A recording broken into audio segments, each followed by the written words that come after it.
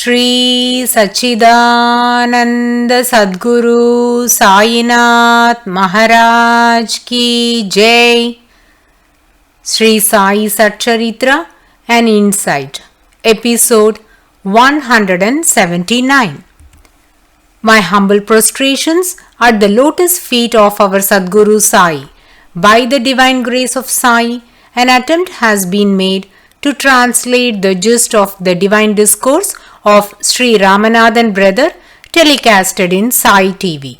This is purely done to share the glory of Sai and his divine teachings with more insight to the aspirants. Om Gurur Brahma Gurur Vishnu Gurur Devo Maheshwaraha Gurur Sakshat Parabrahmam Tasmai Shri Gurave Namaha. Devotees, to recall, we have been listening about the family of Rishabhadeva. He was a master of yoga. He begot 100 sons, and the eldest among them was Bharata, who was also a great yoga practitioner. He possessed the best qualities, hence people began to call our land as Bharata Varsha or Bharatam. Now let us see how a deer took birth as Jadabharat. Details about the remaining 99 brothers are also mentioned in Srimad Bhagavatam, and Eknath Maharaj has also expounded it in detail in his scripture Eknathi Bhagavat. 9 children of Rishabhadeva after Bharata are believed to rule the 9 continents. These 9 were ardent devotees and were in a greater spiritual plane that their characters evinced the glories of the Lord. Then remaining 81 sons of Rishabhadeva were also very faithful and were most skilled in performing the sacrifices. They were known as Dvijas and were proficient enough to preach the Tantric Karma Kanto and were called as Upaya Vedantis. The term Dvija denotes Brahmins, that is, twice born. The sacred thread ceremony is performed to boys in the Brahmin community, and few other Hindu communities also follow this ritual. This ceremony symbolizes the end of an era in a boy's life and an initiation to another. The first birth is by the father and mother, and the second birth is by the spiritual master and Vedic knowledge. This also denotes that the Guru accepts and draws a child towards knowledge and initiates the second birth, that is of the young mind and spirit. There are other terms used in the process of spiritual evolution, such as Vipra, which means one who is fully conversant with Vedic knowledge. For spiritual elevation, there are gradual evolutionary stages. So, Vipra stage is just before becoming a qualified Brahmana. At this stage, he acquires 12 kinds of qualities. Then comes Vaishnava, who is involved only in transcendental service. Now getting back to the remaining 9 sons of Rishabhadeva, they are the greatest Brahmanyānis. The Ekadasa Skandam, that is the 11th chapter of Srimad Bhagavatam, chapters 2, 3 and 4 were elucidated to the king Nimi by these 9 Brahmanyānis. They also expounded to the king the duties of a Bhagavata and various other intrinsic and significant commentaries from the scriptures. Eknath Maharaj says that pronouncing the names of these 9 Brahmanyānis itself will bestow greater merits. They are Kavi, Havi, Antariksha, Prabuddha, Pipalayana, Avirhotra, Drumila, Chamasa, and Karabhajana were 9 highly advanced devotees in defense of the truth of this Bhagavatam. Such were the greatness of the 100 sons of Rishabhadeva.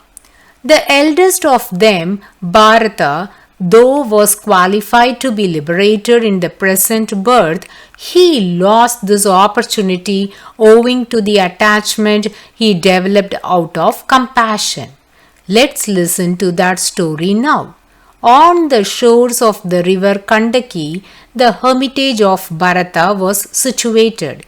He renounced his throne and retired to the forest to do his spiritual practice to attain the goal of life, that is, the abode of the Lord. One day he was meditating by the river, and a pregnant deer came there and was drinking water.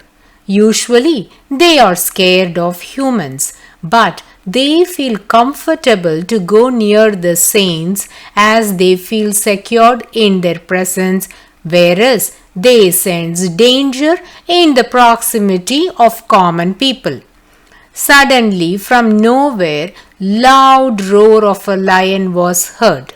The deer began to tremble in fear and began to run across the river to escape from the lion. While it was attempting to run, she gave birth to a fawn and died on the spot, and the fawn fell right into the river.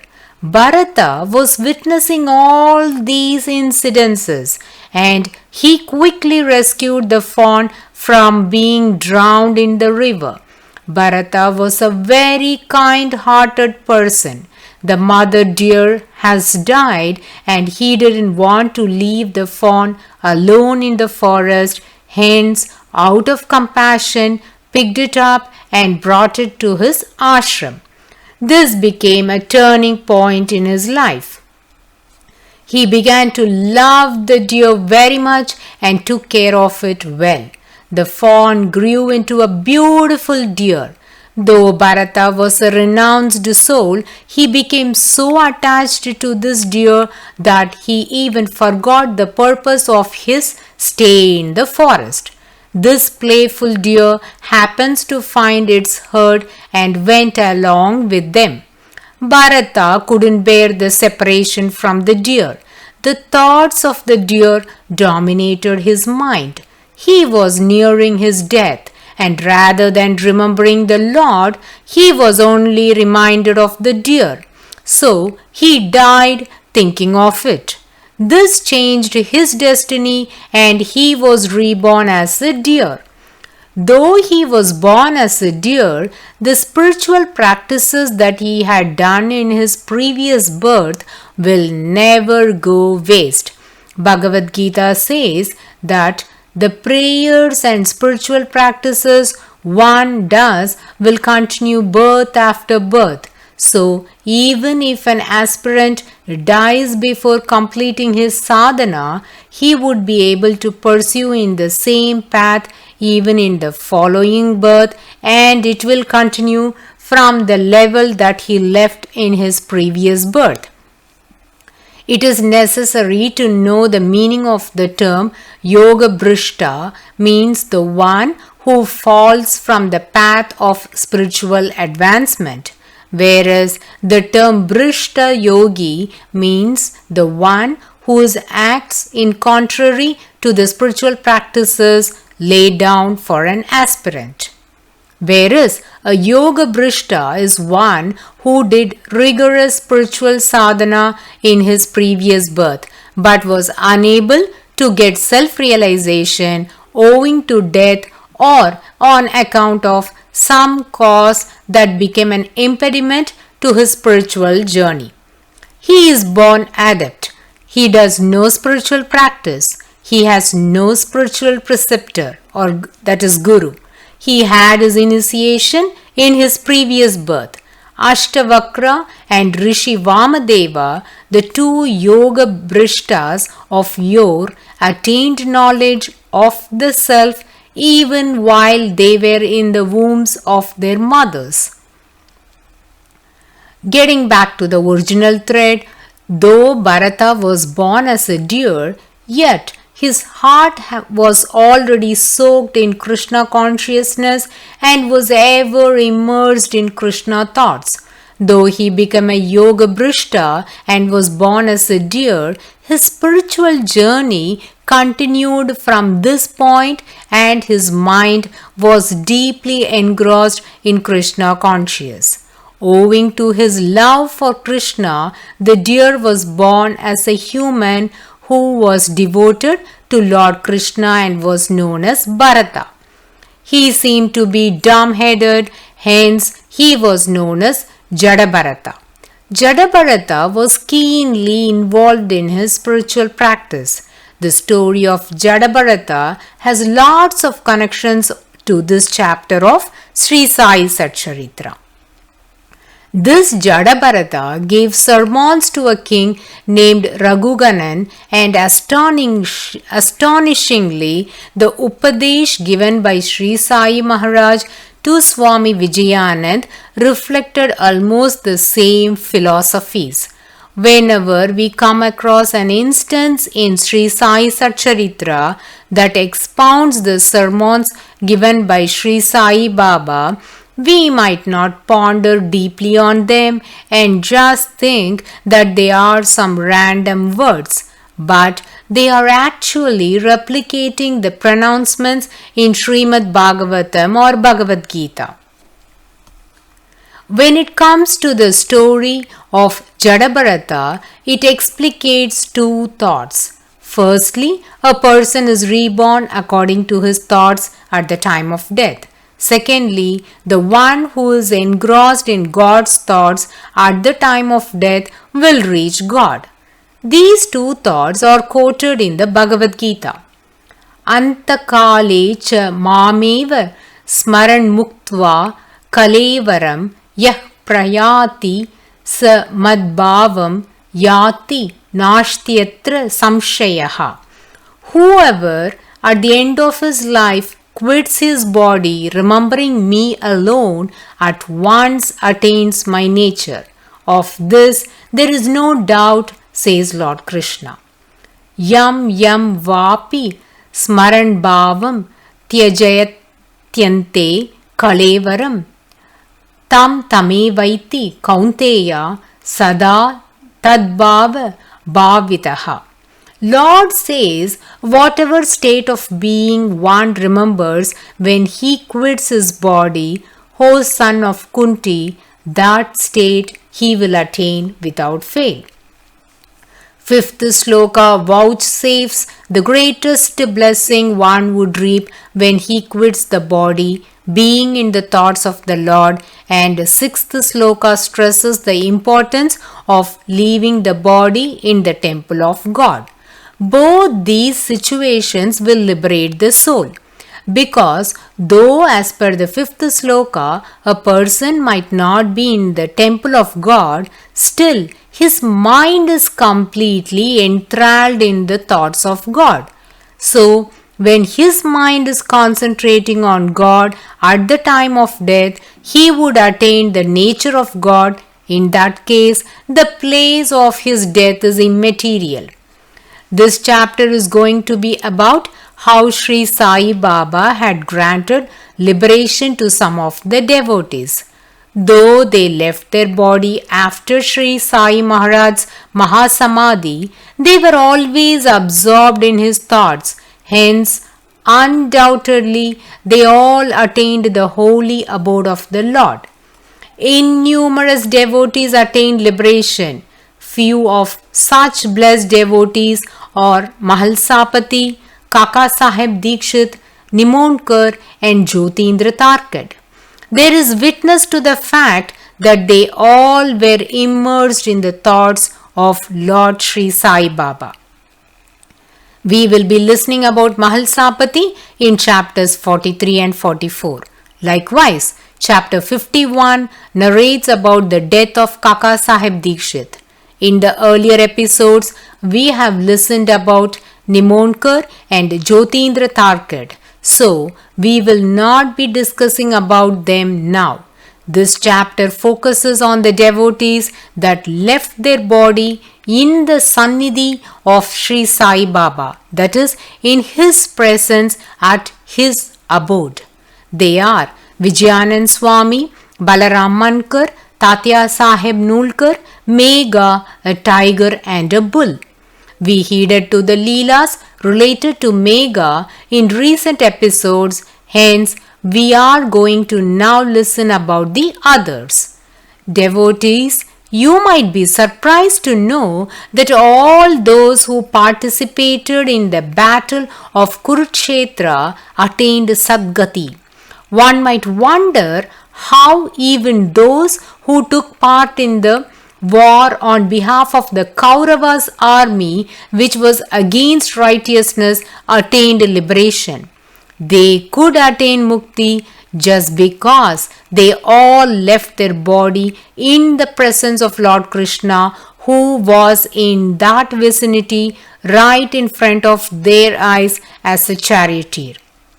Similarly, all the devotees that left their body in the presence of Sri Sai Maharaj had certainly attained liberation. Now let us listen about Vijayanand Swami. This Swamiji's native is Chennai. He decided to go on a pilgrimage to Manasa Sarovar. He heard about the glory of Sri Sai Maharaj and wanted to have his darshan. So, on his way to Manasa Sarovar, he decided to come to Shirdi. How all this started? Let us listen to that incredible Leela now. While Vijayanand Swami was at Chennai, he happened to meet a pilgrim there who had come from Japan to go on a pilgrimage to all the Buddhist places in India. They both spent a lot of time together and became good friends. Vijayanand Swami got to see a map that was used by this pilgrim to travel all over India. He saw the Manasa Sarovar lake and the holy Kailash hills. The moment he glimpsed at it, he was fascinated by it and was keen to know more details about it. He had known little about this holy abode of Lord Shiva, and the pilgrim gave a detailed account of it. The term Manasa Sarovar is also known as Manasarovar. Their word Manasarovar is a combination of the words Manas and Sarovar. Manas means mind and Sarovara denotes a deep pond or lake. This lake is described as the one originated from the mind of Lord Brahma and is known as Manasarovar. The journey on the holy hills of Kailash is breathtaking and trekking on this hill is very adventurous. These are snow-capped mountains, so the temperature would be at freezing point. The change of dialect every 50 kos and the native of Bhutan suspect the pilgrims, so give lot of trouble on the way. Despite all these challenges, the number of pilgrims visiting Manasarovar is in the increasing trend owing to the greatness of this holy hill. Lord Shiva himself is in the form of the hill, hence it is the most sacred abode. It is believed that the gods and the goddesses meet here. It is a place reached by the great yogis.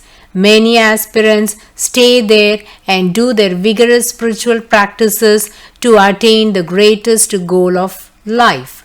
The Manasarovar lake is considered as goddess Parvati and the holy hill is regarded as Lord Shiva. The grandeur of this holy hill is inexplicable. There is another lake known as Rakshasthal close to Manasarovar and that was created by the demon Ravanan. There are more baffling facts that one should know about this holy abode of Lord Shiva. Did Vijayanand Swami went on a pilgrimage to this holy hill? How did he attain Sadgati in the presence of Sri Sai Maharaj? All these unfathomable leelas can be heeded in the coming episode. Bow to Sri Sai. Peace be to all. Om